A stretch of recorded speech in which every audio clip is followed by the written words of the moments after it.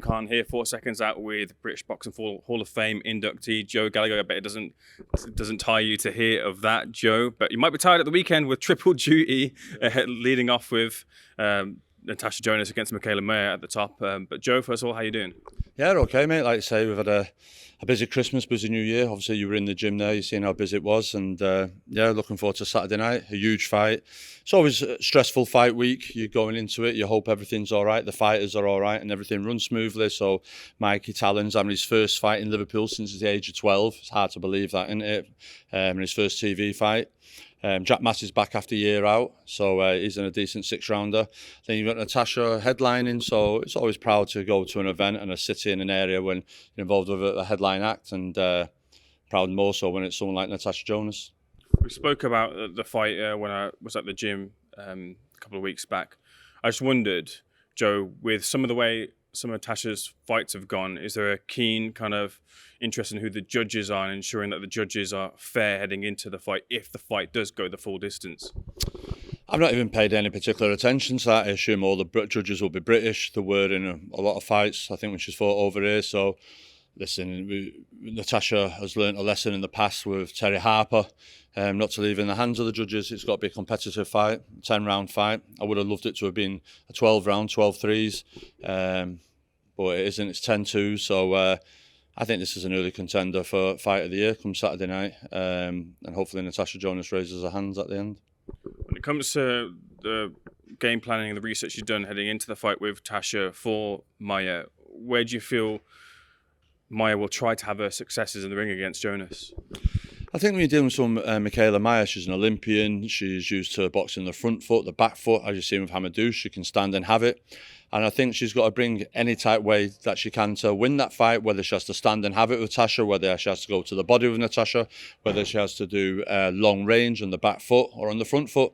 I think Mikaela's got to bring anything and everything. And we in camp have been preparing for everything and anything. And hopefully that's enough on Saturday night. Power being probably the advantage for Tasha Jonas philosophy there? People keep saying to me about power. I'm not a buyer on that. I think the skills, Tasha Jonas hasn't won all these titles just on her power. Some of them on distance. I think a skill set, yeah, she can punch with the backhand. She's fought as an amateur up at 11 stone, 75 kilos, that's nearly 12 stone. But Natasha's skill set and Mikaela Mayer's skill set, and I think it's the skill set. Natasha there, it isn't that because of the power, and I hate it when people go on about, because then a fighter can start thinking that, oh yeah, I've just got to land that one big shot. Mikaela Mayer's been in big fights with good opposition and she's never been in trouble before, so we've got to rely on a skill set, and it'd be very poor on us to think we can go in there and just think we've got a backhand to win a fight with. This will be a hard fought contest for every second of every minute of every round, and we've got to be on that game. I appreciate the perspective. Do you feel that Natasha's underrated in that point of view then? Like you mentioned there, just putting the highlight on her power, that maybe the Mayer team are looking at that and not judging her for her skills in the ring. Yeah, no, it's like you just got to look at how Terry Harper obviously caught her. Katie Taylor, she pushed her very close. She only switched off in round 9. She won round 9, she won the fight.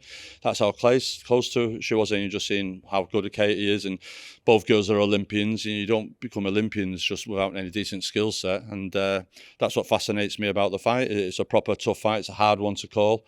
I'd like to be at home watching it, but it's more nerve-wracking being involved in it. But I just think that girls are, I'd say, like two alley cats. I think it's just one mistake and the other one's got to catch them, and then you're chasing that round then, and because of the 2 minutes, you just need, if you let your hands down for a split second, you get caught with a shot and the frustration kicks in and the round and the fight runs away with you. So both girls are got to be on it, and they've got to bring the best out of each other on Saturday night.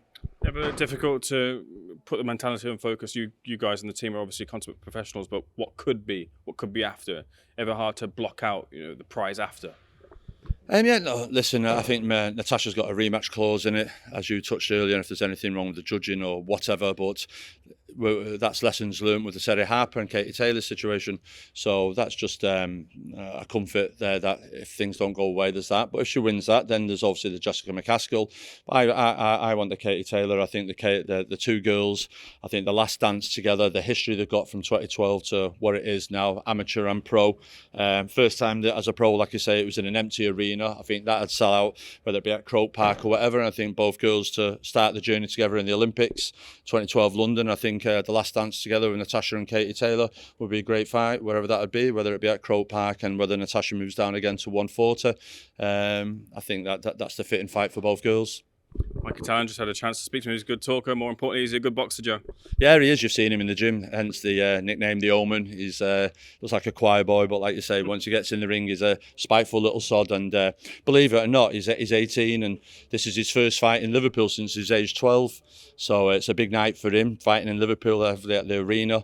His 3 pro fights have been all over in Manchester. So yeah, it's an exciting prospect. And like I said to you, Tasha Jonas is a great example to him about boxing and pro life and the age she is, and the desire and the fire in the belly and the want to win and the goals that she still wants to achieve for someone like a prospect like Mikey Talon. So yeah, Mike, like I said there, he did a bit of public workout. He froze a little bit, he's not used to it, but he'll grow, and he's a superstar in the making. He'll make the city of Liverpool proud in years to come. We spoke to Jack when we were at the gym. I just wondered, CJ, what's the latest with him? Callum Johnson is back out in March. He'll fight again in March, and then we'll fight for something, and then he'll be in the mix for the big fights in the summertime. So obviously Jack Massey's on the bill, being out for a while, but yeah, he's in the gym in a decent 6-rounder, and then we're looking to move on and get them fights. Both boys, Callum Johnson and Jack Massey, in the summer. Joe, a couple of final things for me, just to open the scope of boxing. Former charge Callum Smith for Artur Beterbiev. Say what? Former charge Callum Smith took on Artur Beterbiev. Didn't go his way. We know the greatness of Artur. Callum, an accomplished fighter too, but what went wrong for him on the night? I don't know what. And there you have to speak to Buddy McGirt, you have to speak to whoever's in the camp. I think sometimes you just got to realise what a good fighter Artur Beterbiev is. I know there's all types of things all being levied these way towards it, but at the end of the day, he's got a good skill set, and everyone can have as much power and as much drugs as much as you want, but you still need a skill set to go with it, and Beterbiev has a good skill set, and I think Callum Smith can wipe himself down, regroup, go again, see what's about after the fights after it. But like you say, it's Beterbiev. I think people need to start giving him the credit that he's due, and be in the top 5 of everyone's pound for pound, because he is that good of a fighter. I think he's done 98 rounds, averages 4.5 rounds a fight, had like 48 knockdowns, and yeah, listen, he's a good skill set. He won't be winning all these fights just on pure power. He's got a good boxing brain, and we're seeing that in fights over Marcus Brown and that. And he does get knocked down, he does get up in it, and he comes back again. And like I say, I'm sure Callum will go away and regroup and make a decision what he's got to do in the future, whether he fights again or not. But there's still opportunities out there for him. He's a good talent, and he's just come up against somebody who's a modern day great.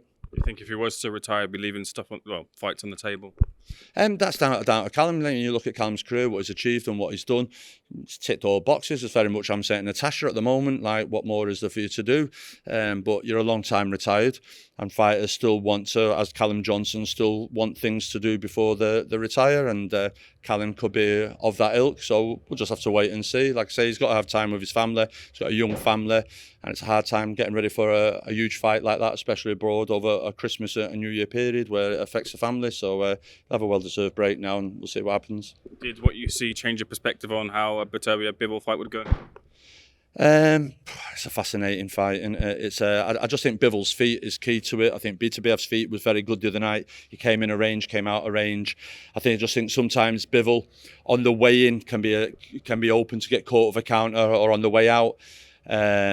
It's a very hard fight. It's hard to pick a winner. I won't be disappointed with whoever won. They're both, which boxing is doing in 2024, the best is fighting the best, and that's what we want to see. So it's good to see, and long may it continue. Joe, pleasure's all mine. SecondsOut, sir. Cheers, thank you, mate.